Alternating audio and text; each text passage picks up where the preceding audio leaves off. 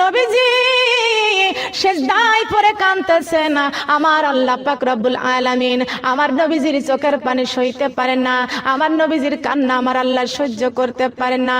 আল্লাহ বলেছেন, জিবরাইল রে, ও জিবরাইল, এই দেখো আমার বান্দা, আমার বন্ধু উম্মতি উম্মতি বলে কান্দে, আর আমি এই মশকুটাটা রেখে দিয়েছি।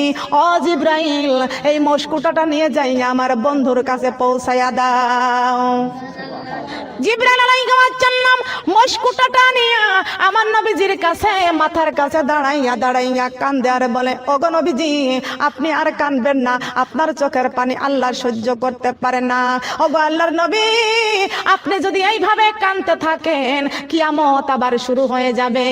ওগো আল্লাহর নবী, আপনি মাথা ওঠান, আপনি যে গুনাহগার উম্মতের জন্য কাঁদতেছেন, ওই জাহান্নামের ডাকের চোটে হাসরের ময়দান থরথর করে কাঁপতেছে, আপনার উম্মত গুলো সব বেহুশ হয়ে পড়ে যাইতেছে। ওগো আল্লাহর নবী, আপনি চিন্তা করবেন না, আপনি টেনশন করবেন না, আপনার চোখের পানি মহান আল্লাহ সহ্য করতে পারে না।